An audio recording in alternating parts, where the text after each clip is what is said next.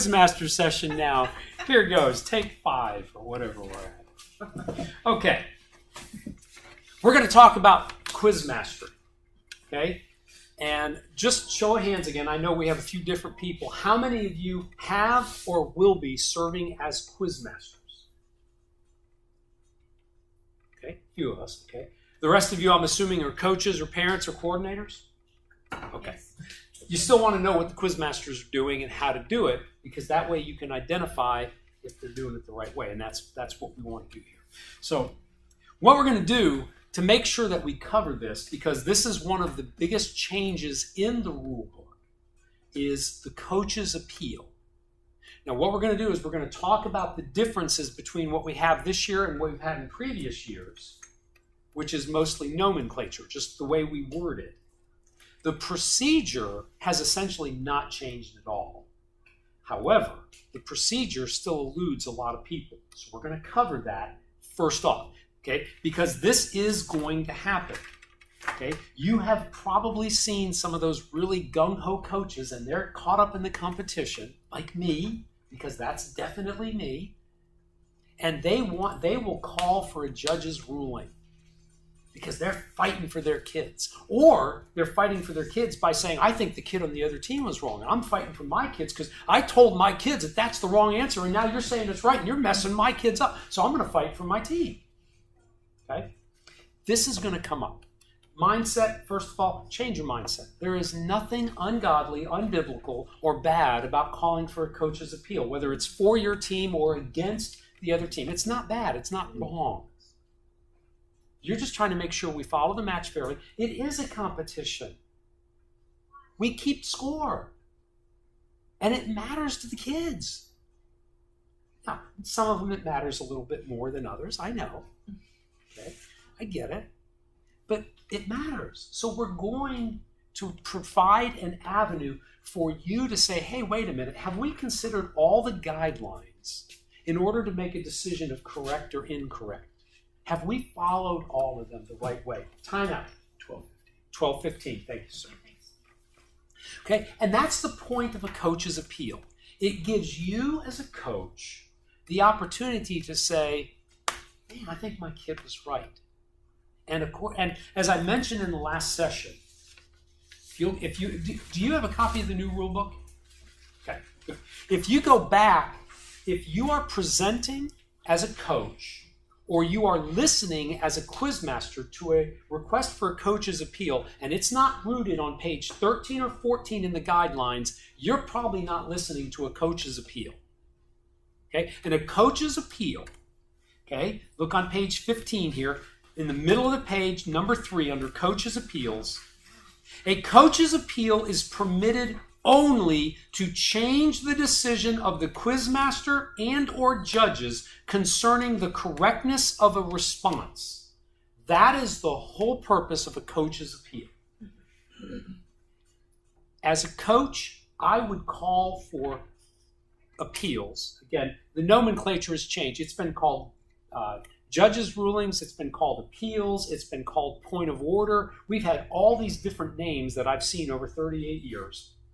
But it's all the same thing. The coach has the opportunity to make an appeal, to make a request. Hey, have you considered all the rules in deciding whether that answer is correct or incorrect? That's the whole point. Okay? That's what a coach's appeal is for. Okay, now, once you've achieved the understanding of what's going on, how do you go about presenting the coach's appeal as a coach and dealing with what the coach has asked for as the quizmaster, as the judges? Okay, so we're going to go through this real quick, okay, because this is probably one of the key things that you want to get. Number 1, and this is a new rule. Mark, you were trying to make mention of this earlier, and you are completely correct. This is new. Team procedures for coach's appeal, the very top of page 16 in the rule book. Number 1, the head coach or assistant coach may initiate a coach's appeal. This is new. One time it was only the head coach. Now the assistant coach can call for a coach's appeal. However, jump down to number 3. Only the head coach may present the appeal. Okay? So the head coach or the assistant can say, hey, I'd like to have a coach's appeal. Okay, you got 30 seconds. After 30, after that, you can talk for, you're allowed to talk with each other. Rule 2A, the head coach may verbally communicate with one member of the team. Okay, you can chat, but you only get 30 seconds total. But the only one that can talk to the quizmaster at that point is the head coach. Not a quizzer, not the assistant coach. Even if the assistant coach called for the coach's appeal, only the head coach can verbalize it. Okay? So, once the quizmaster has granted the appeal, which means the timer starts, 30 seconds, the team requesting the appeal has 30 seconds to prepare and present their appeal to the quizmaster and judges. During the preparation of the appeal, the head coach may verbally communicate with one member of the team. Here's what I would do as a head coach. If I didn't know the rule book as well as I wanted to, man, that rule's in the book. Hell, Mr. Bryan said it was on page 13 and 14. Let's find it. Oh, there it is. Okay. All right. I want to make my appeal but the coach, you only get 30 seconds total to find it, quote it, and apply it. 30 seconds. That's it. We're not into a legal wrangling. Yeah, we're not in for a debate. This is my opinion. I'm sharing it based on this rule. Okay, now please note 2B. The remaining members of the presenting team and the other team may not communicate except as allowed under team privileges and restrictions. So the other kids sit quietly. The other team sits quietly. The rest of your team sits quietly, just waits. It's only 30 seconds. We can make it. Number 3, only the head coach may present the appeal. Number 4, the issues and guidelines being used to support the appeal should be stated during the presentation. In other words, you're basing your request for coach's appeal, and it better be on page 13 and 14, because if it's not, you probably do not have a valid coach's appeal. I'm expanding what the rule says here. Okay? But it should be stated. Please note, it doesn't have to be. But if you want to convince me, you better show me that you know what you're talking about. Because just because I think the rules say, no, don't tell me you think it, find it and read it to me, even though I might know it. All right, moving on. The head coach should indicate when their presentation of the appeal has concluded. If the coach stops talking and there's still 6 seconds left on the timer, I will look at the coach and say, is that all you need to say? Yeah, I'm done. Boom, problem solved. Now I'm going to work with my judges. We'll get to that when we get down to the next section. All right, number 6. If time is called during the presentation of the coach's appeal, the presentation must stop. When the buzzer goes off, you're done. I didn't finish my point. Don't care. You get 30 seconds, you're done. Personally, again, I'm a Graceville guy. I'm going to work. I'll give you warnings. And this is one-on-one, no warning. Buzzer goes off, you're done. Sorry. If you couldn't find it and state it within 30 seconds, you're done. You're done. I will only listen to what you said. Number 7, if time is called before the presentation of the coach's appeal has begun, it will be an unsuccessful appeal. No vote by the judges is necessary. You catch that? The coach and the assistant coach are back and forth. I've got to find it. It's in the rule book. I know it's there. What page is it supposed to be on? I think it was page 12. Oh, man, it's not on page 12. Where is it? Page 8. And all of a sudden, beep, time goes off. You didn't say anything to the quizmaster. Okay. That was your appeal. It still counts because you only get 2 per match. Hold on a second here. Bam. Page 15, Coaches' Appeals, General Guidelines Regarding Coaches' Appeals. A team is allowed 2 coaches' appeals per match. 2. And if you don't say anything, but you called for coach's appeal, that's one of them. Oops. And remember, in overtime, you don't get an additional coach's appeal. If you used one in the first 20 questions, you only have 1 left. If you use both of them in the first 20 questions, you have none left, and no additional coach's appeals are awarded. Okay, moving on. Number 8 regards the rules about fouls. Some of you were in here before. We had an interesting conversation about this. Please note, appeals must be presented in a sportsmanlike manner, avoiding any unnecessary comments regarding members of the other team or the officials. And keep in mind, as a quizmaster, according to the rule book, if I find a coach to be acting in an unchristian or unsportsmanlike manner, I can call a foul. So if you're up there and you're berating the other team, that kid was wrong, that kid doesn't know what he's talking about, that's heresy. We ought to burn her at the stake right now. Okay, I realize it. It's an extreme example, but I'm pointing out that would be unchristian, unsportsmanlike. Okay? I would call a foul on you, even if I thought you were right. I mean, which, hopefully we don't get to that spot. But that's the point, is avoiding any unnecessary comments regarding members of the other team and the officials. Can I give you a little history of the origin of why this rule's in here? Every rule that's in this book is there because we've seen all the other stuff over the years. We've seen, trust me, folks, I don't get surprised at quiz meets very often anymore. I've seen just about everything you can name.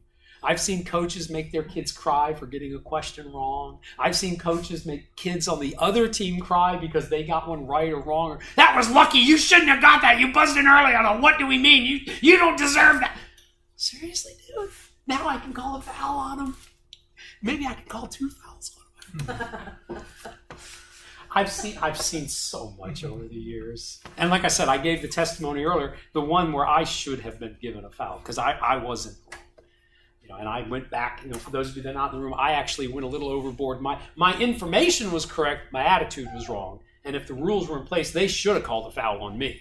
Because I went back to the quizmaster, the judges, and the coach of the other team and apologized because I was wrong. Even though my information was right. Okay, so now, here's the part about quiz mastery. Here is middle of page 16. Question. Just a quick question.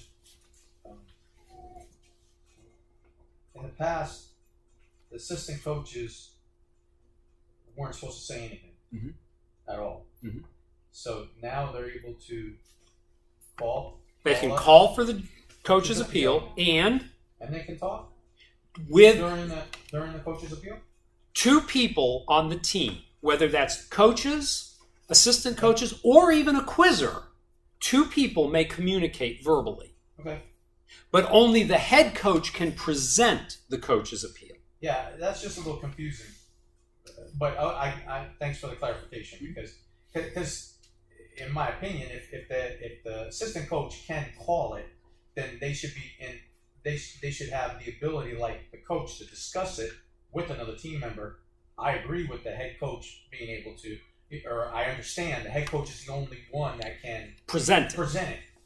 But our problem, as long as we've done JBQ, is really, what is the point of an assistant coach that they take everything out of their hands except just stand there and show them the book and point and stuff? But an assistant coach is very vital in great levels, and to be able to say, hey, they missed this here, right there. But then the kid that did it probably really knows what's going on too. That's why. But this is saying only 2 people during that coach's appeal can talk. That's it. That's what we have in the guidelines. It is to me, this is actually very clear. To me, it's actually long overdue. I have always thought that the coach, and at the time, only the head coach could call for a judge's ruling, appeal, whatever we're calling it today. Next month it'll have a new flavor. I have always thought that coach should be allowed to speak with either an assistant coach or a quizzer. I have always thought that. To me, it doesn't even make sense to not let them do that. Because frequently, the kids know the rules better than the coaches. That happens. And I'm going to talk to that kid. If I know, if Peyton's one of my quizzers and I know she knows the rules, okay, I know something's not right here, but help me figure out what is the deal here. Yeah, thank you. I got it. Yeah, I get it. Now I understand. But a quizzer can't call, but you can just talk with them. Correct, for 20 points. Okay, a quizzer cannot call for a judge's ruling. However, this goes into team captain thing. Okay, and I'm going to hit that in the advanced strategies. If I have a quizzer, and I know, if I'm self-aware enough to know that I'm not as sharp on the rules as I should be as a coach, but I have a quizzer that really is, that quizzer can call for a judge's ruling. Oh, absolutely they can. It's a 5-point foul. But now I can, as the head coach, say, I'd like a judge's ruling, please. And now I can talk with that quizzer and find out, okay, no, why did you do that? Because you knew it was a 5-point foul. Oh, wow. Here's my request for a coach's appeal. Now, that is without giving away too much, personally, I am opposed to having team captains. My opinion. With the exception, if I have a kid that's done JBQ for 4 or 5 years, really sharp, knows their stuff, knows the rule, I know that they know the rules, and they are a true team leader, I will let a kid be, and I will actually make a big deal out of it. There have been times when I have made a kid a captain because it made a difference to them and to the rest of the team. But when I do it, nobody's surprised. Well, of course, Aaron, I'm thinking one in particular. I was trying to encourage a girl by the name of Erin. You probably quiz against Erin Clay from Concord. It probably would have been in your era. I could be off, but I encouraged Erin. I said, Erin, you're the kind of kid I want as a captain. She quizzed for 5 or 6 years. She was sharp. She was good. And she needed something a little bit more. And I made her the captain of the team. And she responded very well to it. But it was very judicious. In my years in Concord, and I led the JBQ program for 18 years, maybe 4 captains I might have had. Maybe 4. Maybe 5. Aaron was one. But there was a reason for it. I don't want my kids calling timeouts. That's my job. Don't take that away from me. And I would have trusted Aaron to call for a coach's appeal. I would have my oldest son, Troy, I would have trusted him. Jessica Love, I would have trusted her. Grace Fowler, I would have trusted her. I would have trusted them to do that kind of a thing. But other than that, I told my kids, nobody is a captain. My son Justin probably could have done it, but that team that he was on was so even and so strong, working so good together. We just said, none of y'all, all 3 of you are captains, but none of you can call for a timeout. I think that's how we actually did it with that team. Great. Okay. All right. We need to do the procedure because this is important here, and I want to make sure you understand this. Number 1, page 16, the middle of the page, Quizmaster and Judges Procedures for Coaches' Appeals. Everybody in the right spot. Number 1, the quizmaster should make note of the issues for the appeal and use this to prompt the judges for a vote after the completion of the appeal. Okay, again, Charlie Brown's teacher. Wah, wah, wah, wah, wah, wah, wah, wah, wah.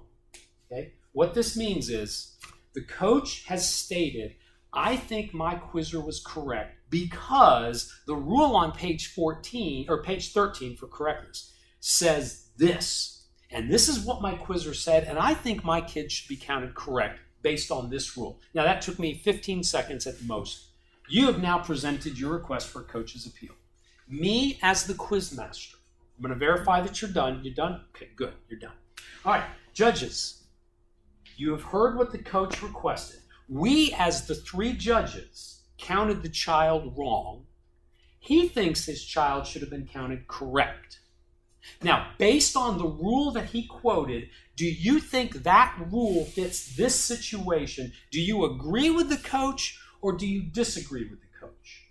Now, please note what I don't do. I am not influencing my judges. I'm not telling them a thing about what I think. It's not my job to influence them.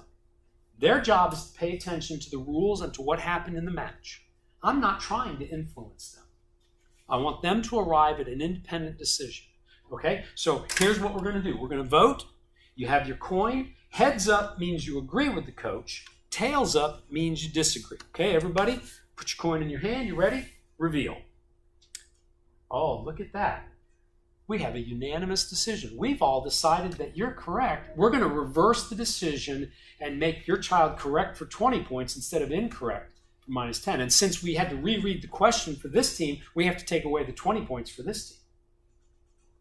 Or, that's, if you ever, how many of you remember the movie Clue? Remember that it had 3 different endings? Okay, here's scenario number 2. You've presented your appeal. I've talked with my judges. Reveal your coins. Ooh, we have a split vote. Okay, now, number 1. Do not step out of the room to discuss this issue. Please do not step out of the room. That's somewhere in here. Let me find it. Number 5. Yeah, there. Thank you. If the vote is not unanimous, the quizmaster and judges will, without leaving the room, We used to have quizmasters go out in the hallway and have these little parties out in the hall, and they were out there for 2, 3, 4 minutes. No, stay right where you are, talk in a little whisper so you can all hear each other. I know some of the rooms are kind of crowded, so be it. Just stay there. Okay, here's what we heard.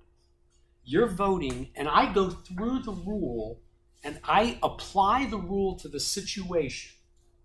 Again, I'm not trying to influence your vote. I always tell my judges, what did you hear? Because you have to vote on what you heard. Okay? What did you hear? Okay? You're going to vote. Okay? Does everybody understand how the rule applies to this situation? Yeah, I got it. Okay. So now we're going to vote again. Okay? And that's rule number 5. If the vote is not unanimous, the quizmaster and judges will, without leaving the room, discuss the appeal among themselves without exerting undue influence on each other. I'm not telling them how to vote. I'm not telling them how I'm going to vote. I'm just making sure they understand the situation and how the rule applies to this situation. This discussion should be as brief as possible. We're not into legal wrangling here. Okay? Now, be careful not to allow their discussion to be heard by the teams or the audience. Yeah, we're going to do the best we can. I mean, some of y'all have good voices that carry. You're going to hear me. I mean, I'll keep it down and, maybe I can keep it a little bit. But you're going to hear me. Life goes on. Vote again, revealing their coins at the same time. Number 6, the second vote on a coach's appeal does not have to be unanimous. If we still have a split vote, we're going to announce the majority. Okay, we had 2 votes. It's not unanimous. We're done. Okay, the quizmaster will announce the majority decision and then, if necessary, take the appropriate steps to correct the situation. Let me point something out to you as coaches, especially. Listen very carefully. It has never been the fault of a quizmaster why your team has lost a match. Do not walk out of a match telling your kids, well, we'd have won that match if that quizmaster would have known what he was doing, because it goes against what she was saying in the first session. What are we teaching our kids then? Okay, It's not your fault. that quizmaster may be relatively new at what they're doing, and maybe they really did make a mistake. Maybe 2 of the 3 judges really are wrong. Guess what? That's not why you lost the match. If the match was that close, you shouldn't have even been in the situation where one question should have been that tight anyways. So I have a question on Sure. that. In past times, we've had the situations where the quizmaster is new, the coach didn't like what happened with the appeal process, and wanted the coordinator to come in and overrule or clarify, but usually it's we want to fix it. If you would please, turn to page number 17. Thank you. See, we got all kinds of people thinking ahead here. This is awesome. I love the way you're thinking. Please note at the bottom of page 17 where it says unusual situations. I'm going to read in about the middle of that paragraph. Listen carefully.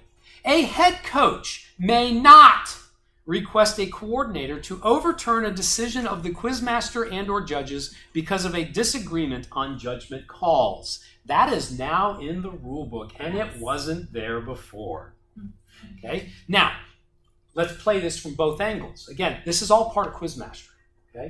First of all, if you're a coach and you've used both of your judges' appeals in the first 8 questions of a match, and question 12, that quizmaster screwed up again, but you can't do anything about it because you only get 2 appeals. And here's the bad thing. You will learn quickly. In any given JBQ room, what is the most likely scenario for the person that knows JBQ and the rules the best? Who in that room knows the rules the best? It's the coach, most of the time. The coaches are the ones that know the rules best. Most, not always. A seasoned coach, but usually. It's usually one of the coaches that knows the rules best. They might even be right that quizmaster really is not applying the rules fairly and equally and according to the guidelines.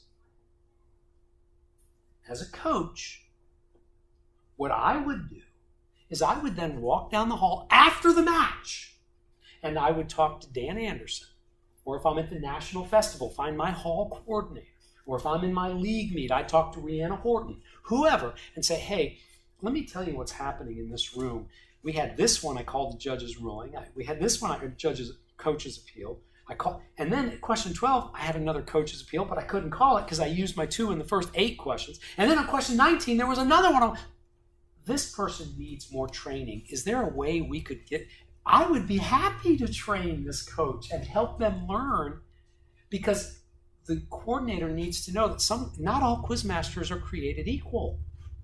Okay? Now, one of my roles at the National Festival over the last 20 plus years, and I have retired from the National Festival as of 2014, I was the officials coordinator. And when I would get reports from coaches, hey, here's what's happening, I would first of all go into the room and watch the quizmaster. And then, on more than one occasion, I walked up to a quizmaster and said, hey, I need you in another room. We're going to make a swap here. I need you to be a scorekeeper over here. And I would tell them, I need to help you learn how to be a good quizmaster. Some of the rules aren't being followed properly here. It sounds harsh, but hey, at National Festival, I need quizmasters to know what they're doing. I don't need perfect people, but I need at least somebody that knows what's going on. And this isn't the place to learn. Not at the national, not at the regional, not at state. The way to learn, quizmasters, here's the rule for you. If you're going to be a quizmaster, please come to practice. Maybe you can't come every week, but can you come twice a month, 3 times a month, and practice being a quizmaster? What I would do in Concord, 18 years church coordinator, even though I was the regional coordinator, I would still coordinate my church class. And I broke, kind of like what you were talking about, I had my team all together at the very beginning. We did a team building exercise, teaching, whatever it might be. And then I would break them off. Okay, Grace, you take the experienced kids over there. Anthony, you take that group over there. My ex-leaguers, Grace, not Grace because she was over here. Karen, I'm going to take Karen over here. You're going to take care of the ex-leaguers, my little kids. And we break them all up. And then what I would do with the people that are going to be quizmasters, I would say, okay, I'm going to have you be a quizmaster in the novice league this year. So I'm going to walk with you into the novice room, and I'm going to let you quizmaster match. But what I'm going to do is I'm going to evaluate you and tell you what you're doing right and tell you what you're doing wrong. And teach you how to be a quizmaster. I'm going to teach you how to do it. Here's a situation. Oh, wow, wait, what do I do here? The coach wants to call a coach's appeal. Okay, here's what we do.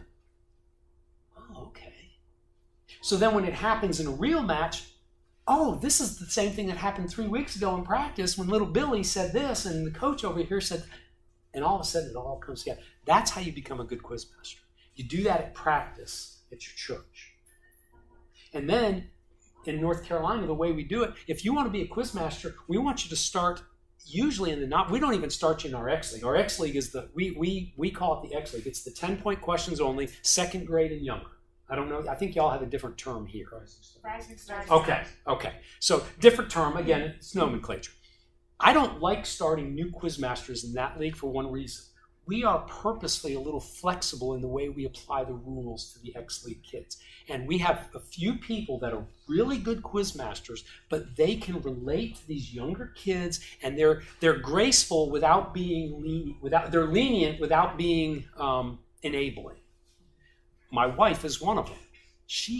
I tell people, if you want to be an X League quizzer, just sit with Jean and watch Jean quizmaster these kids. She does it the way I want. I can't do it.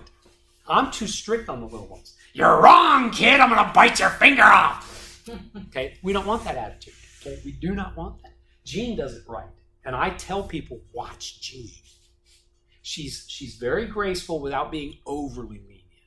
And what we write it in our North Carolina guidelines, this is how we want the X League to flow. For example, if a kid says, how many books are there in the New Testament? 39. Oh, I mean 27. In North Carolina, we say that's okay.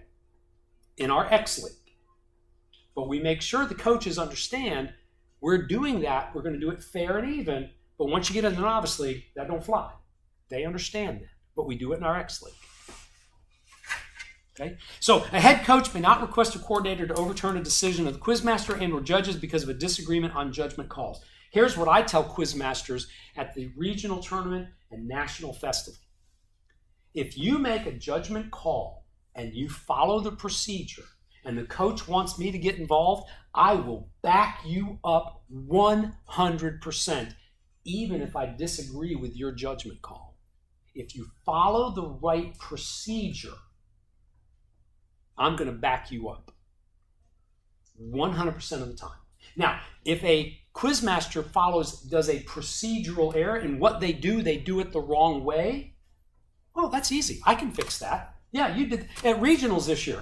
How many of you were at regionals this year, Southeast? Okay, we had a situation in a room where the quizmaster was not aware of a relatively obscure rule.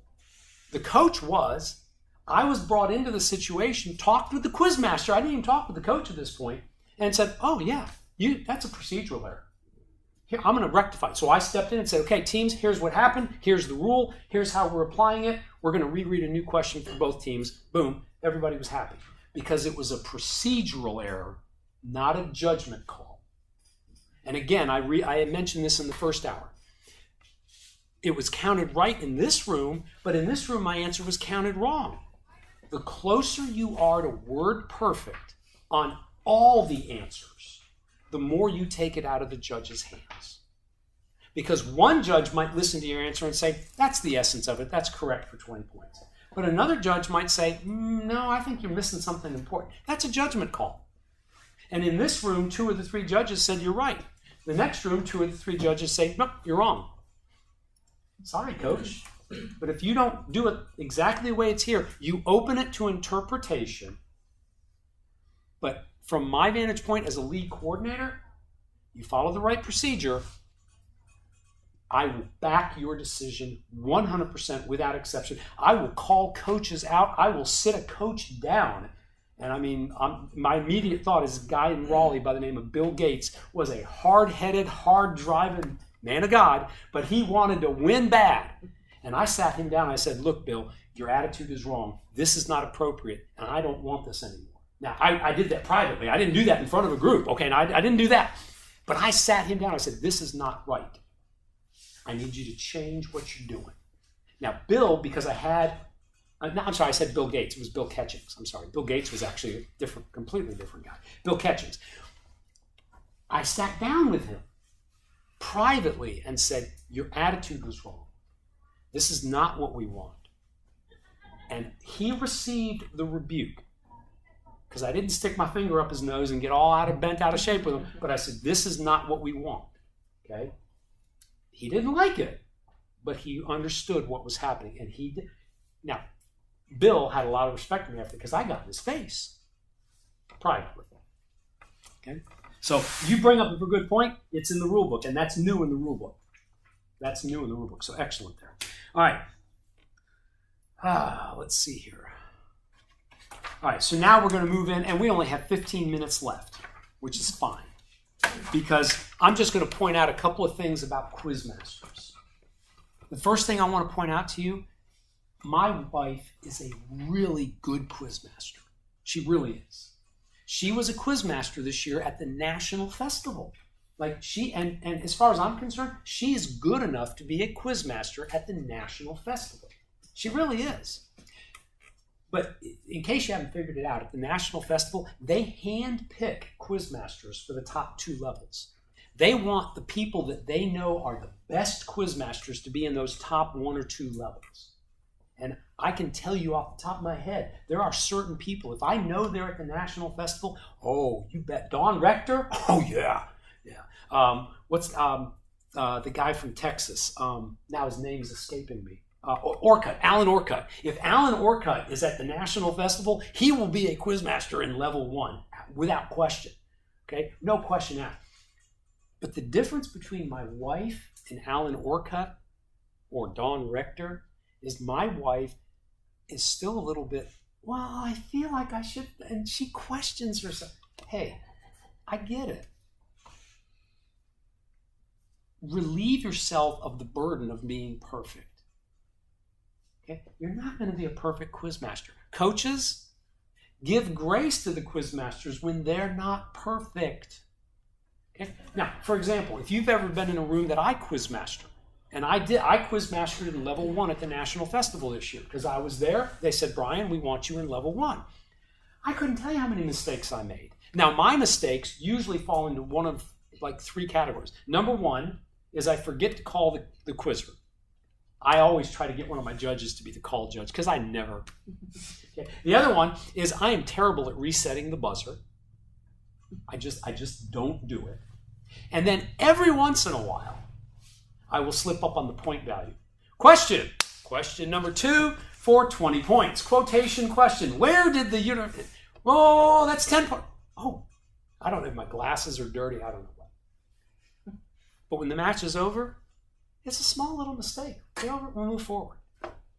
Relieve yourself of the burden of trying to be perfect. You're not going to be perfect. Not everybody's going to like every decision you make. I have coaches all the time. I disagree with you. Good. Let's talk about it. But let's do it over lunch because I'm hungry and I want to go eat, okay? I'm getting hungry now and it's almost time to eat. Let's talk about it. And sometimes I'll say, you know what? I understand your point. You're saying this. I can see where you're coming from.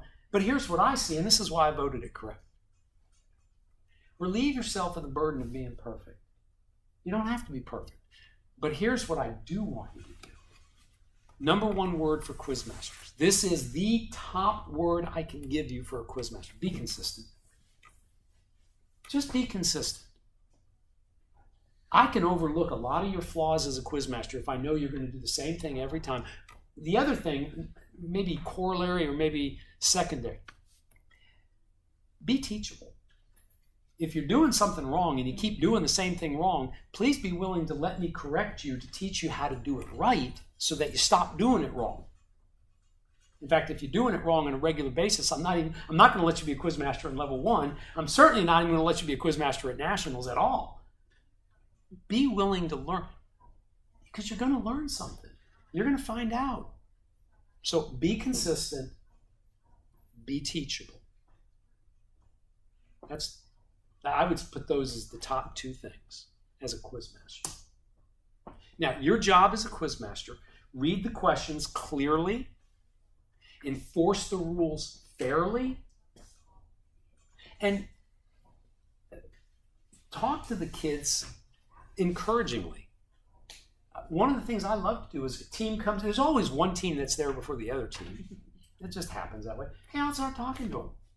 Sometimes they'll say, hey, could you read a question so we hear? Yeah, I'll read a question. You want to hear my voice? You want to hear the cadence that I used? Yeah, I'll read for you.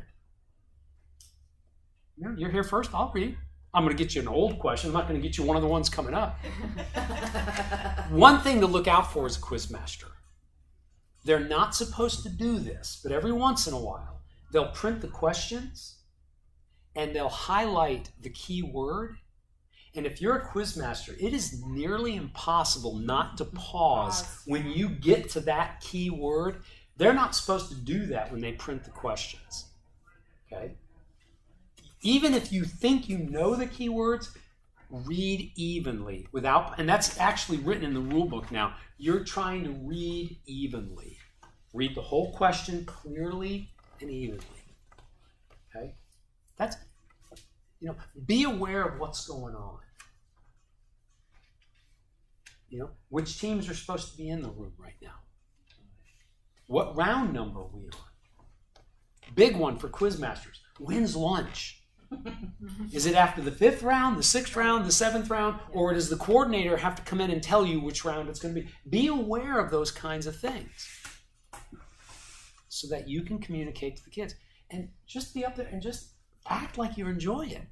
For me, Quizmastering is like one of the joys of my life. I love Quizmastering. So when Dan asked me to be a hall coordinator at regionals this year, he'll tell you I was disappointed. France, I wanted to be a Quizmaster. Another big one that we had is there were, I think, as a Quizmaster, make sure you have the kids seated in the right seats. Because we had 3 Emmas one time, and two of them were on the same team. And we had the wrong Emma seated. No, wait. Say that again? So we had 3, at the league match, we had 3 Emmas, say. But one team had 2 Emmas on one team. So the 2 girls with the same name. Same name were on the same. So now you got to look at last names. Not last name, but like Emma, whatever, and Emma J, Emma K. Well, they, whoever just put Emma the wrong one, and that was a disaster. that's one of those disasters that you want to Can make sure fix it up, make sure you. But that's at the end of the match. If I'm a coach and I have 2 Emmas, 2 Billies, 2 Sammys, I'm going to make sure. Okay, Sammy S got them, and I'm sure it would even be. I'm sure it's happened. No, this was worse. This was at the end of the day because we didn't even realize. This was like the first match of the year. We didn't realize it was 2 Emmas with different names, and then the coach of that team comes up and says, "Hey, this wasn't Emma J. This was Emma Sam." Why didn't you catch that either? Yeah, well, see, now, at that point, it's too late. Because now it is. Yeah. Right? Has it always been that way? Has it always? I mean, at the regional and national festivals, yeah, it would be too late. Because they've advertised for years, we are not going to, because 20 years ago, coach would walk in, hey, in round 5 yesterday, my kid scored 35, and the piece of paper only says 30. So... And I know that's a rare situation, but it can happen. A lot of times, what you'll see is, for those who don't know, they'll come up with little cards, and they'll have Jim, John, Bobby, but then they put numbers by them, so it's not 1, 2, 3. Make sure that they're actually sitting where the scorekeeper needs them to sit, because they mess with these cards all the time. For our league, we've started printing cards that they can. Well, especially because we needed to know if they're NIV or NLT, so we printed name cards. So that the coaches could then write on their names, and they can just set the card here and have their name. So that might help that kind of thing. Sure. Yeah. Sorry. No. You're illustrating the point. Yeah. A good quizmaster needs to be aware. Fortunately, we don't have to be aware of 2 versions anymore. Yeah. The way I dealt with it, I was watching what I found to be the majority in the leagues I was in is most of the kids that were doing quotes were doing NIV. Right. Mm-hmm. That's what I found in North Carolina and even at the regional level. Right. So I would tell my judges, one of my judges, hey, look, quotations, I want you, because those cards are great. I'm not always going to see it and remember it in time. Right. I told this judge, you follow the NLT immediately. And if the kid says a different word, look up to the NIV. I'm going to follow the NLT. And if they do something different, then I'm going to look to the NIV real quick. We don't have to do that anymore. Because now NLT is it. That's all we get. That's good. And I actually had a conversation with somebody at my healthy church. I said, I hope this is the last version change we have for 10 or 15 years. That's what Pastor Don said. She's like on version 3 or 4 or something. We started with King James only. Then we added the NIV 1984. Then we got rid of the King James and went to NIV 84 only. Then we went to NIV 2011. Now we're on NLT. Yeah. So we've had 4 different versions have been accepted. But right now, it's 1 only. So, any other? We got 4 minutes. Any other questions or thoughts about Quizmaster? All right. I know it's a procedural situation where the quizmaster, because when they buzz in and like in the middle of the last word, they're supposed to finish it. Well, there was a situation where the last word was the meaning, and my child buzzed in, but the quizmaster did not finish it. Just stayed there and did not finish it. So he guessed which one and got it wrong. And we were doing like a point of order situation. Exactly right. But she didn't know what to do. Like, is it a reread for that child because it was her mistake, or should it be a reread for both teams? It's a reread for that team. Team. To the best of my knowledge, there is no situation where a reread is for an individual. I meant the team. I meant the team. But that one should have been reread for the team because the rules are very clear. You are to stop reading immediately unless it's the last word and you have started that last word. What do we mean when we say that God is omniscient? You got to finish it. You got to finish that word. So, but see, now that is not a coach's appeal. Yeah, that's just a point of order. That's a point of order. And I had to call the coordinator because she didn't know. I was like, it should be a reread. I was saying for my team, it should be a reread for my team. And she just thought it had to be for both. Just I've heard both ways. What's the correct timing of the appeal?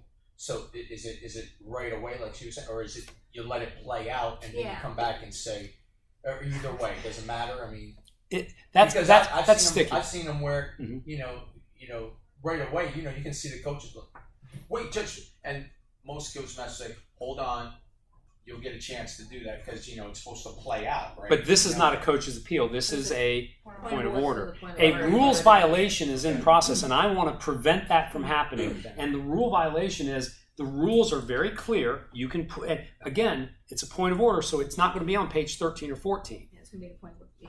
You look at it and you say, the rules state that if you begin forming the last word, you have to finish it, and you did not do that. So I think a substitute question needs to be reread from my team, because my quizzer buzzed in, and you are, according to the rules, okay, so you're preventing it. It is not an appeal, because it's not judging the correct, because the child hasn't even answered the question. And I would jump in immediately. Yeah, I was just confused what to do. And Good. That makes us think. So Go what ahead. if they're answering their question and they get ruled incorrect before their 30 seconds is up? They've said nothing wrong. Is that Point of order. it's not a coach's appeal? I believe we covered that. Yeah. I What do you believe do in we that covered situation then? because As that's a master, yeah. what do you do? That's where you're saying at point of order. She didn't say anything wrong, and you counted her incorrect. Mm-hmm. You're supposed to give her the full 30 seconds. Right. So then what do you do? What do we do? substitute for that team. That's the only thing you can do. Okay. Substitute question for the, I hate the way they word this, but for the offended team. Okay. That word is just so misused, overused, or whatever you want to call it. But the team that was negatively impacted by the quizmaster's poor choice and a quiz, and here, sorry. I'm going to ride my hobby horse for 30 seconds. Just because a child gives an answer to one question that's not the question asked does not mean that it's necessarily wrong. Yeah. There are a lot of questions that the answers are very similar. It may not be incorrect, but it might be incomplete. Right. Give that child 30 seconds because they might get all the information. There are so many JBQ questions that have similar answers, and where did Satan come from, and how did how's that other question? Where did Satan come from? There's two 20-point questions. I'm just flying off the seat of my What was pants. the Antichrist? I think it's the Antichrist one. No, I don't think it was the Antichrist. But the idea is the two answers have a lot of similar information, and if the child's giving the answer to one, is it incorrect? No. Is it incomplete? Yes. Give them the full 30 seconds to finish it out. Just because they give the answer to a different question does not necessarily make it wrong. Now, if it's a quotation question and they're quoting Romans 8:28 or 8:28 and it's supposed to be Romans 10:9 and 10, okay, that's wrong. That's incorrect.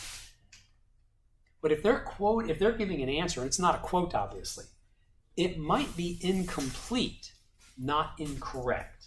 I'm sorry, I'm off my hobby horse now. Folks, it's 12:15. My understanding is that we are eating lunch. So, and then at 1 o'clock or so, they might change the timing. We're going to do an easy scorekeeping session, which I will not be in charge of, but I will be sitting there because I know that's an area I really want to learn more about. So I will be here in this session, the next one around. So have a wonderful lunch. Thank you for coming. Thank you. And we're going to shut this off. Bye.